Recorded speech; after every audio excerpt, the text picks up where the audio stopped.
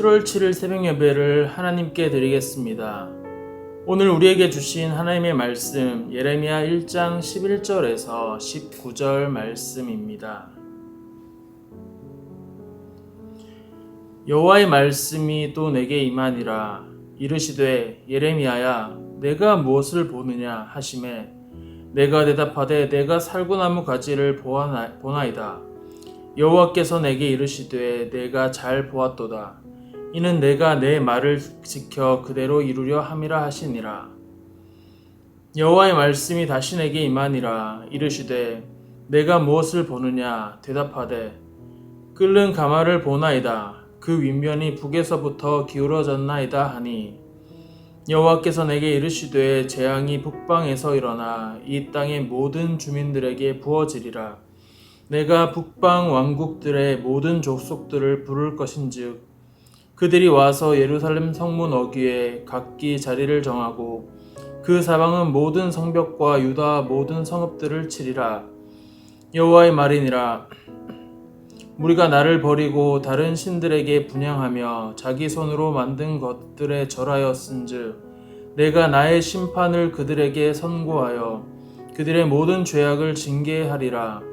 그러므로 너는 내 허리를 동이고 일어나 내가 내게 명령한 바를 다 그들에게 말하라.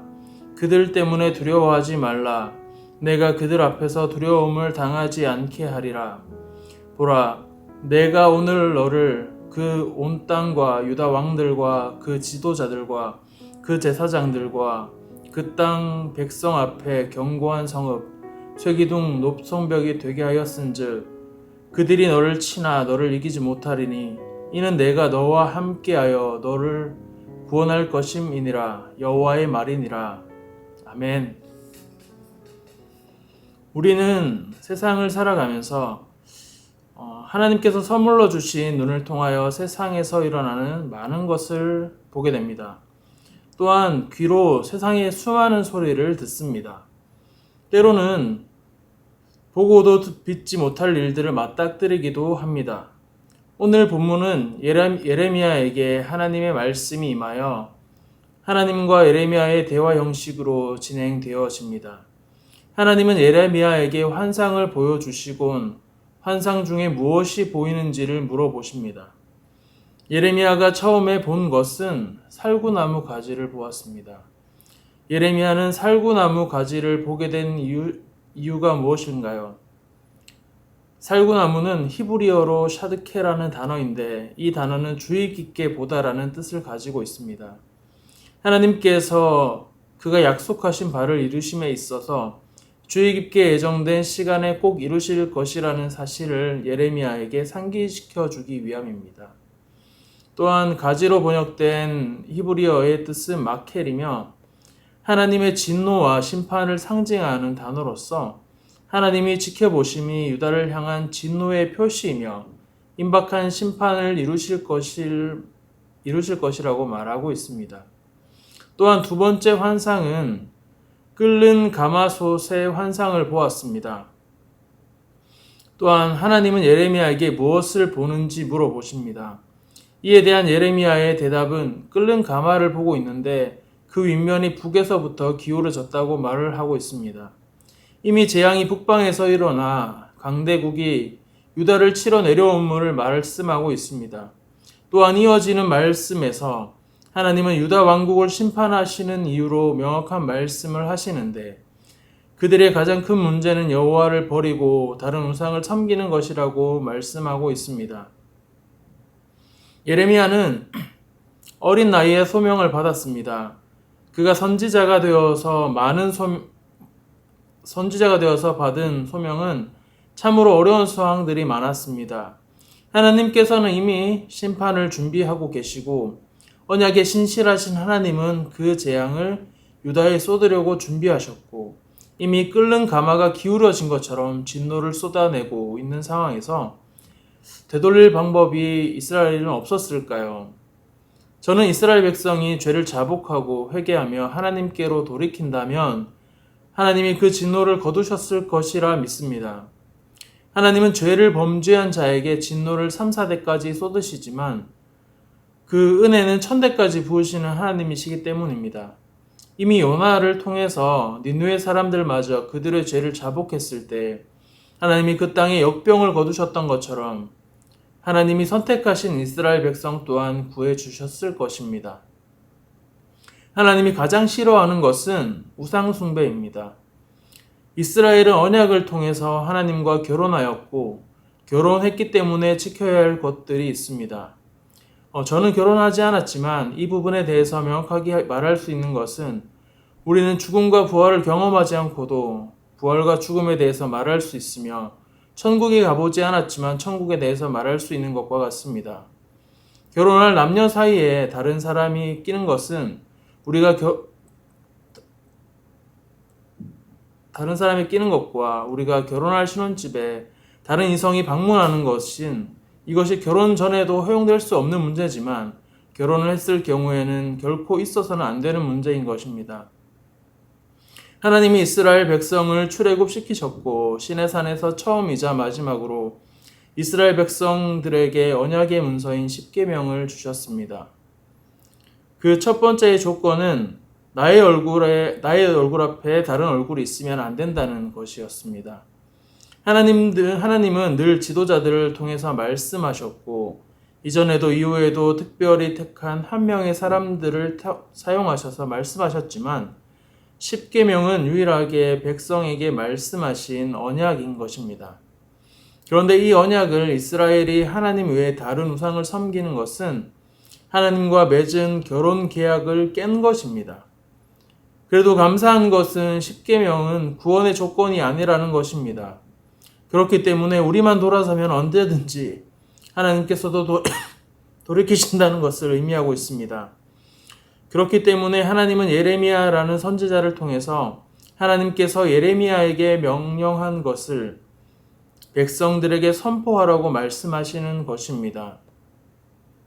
하나님이 예레미야를 지켜주시는 것은 궁극적으로 이스라엘 백성을 지키시는 하나님의 사랑을 볼 수 있습니다.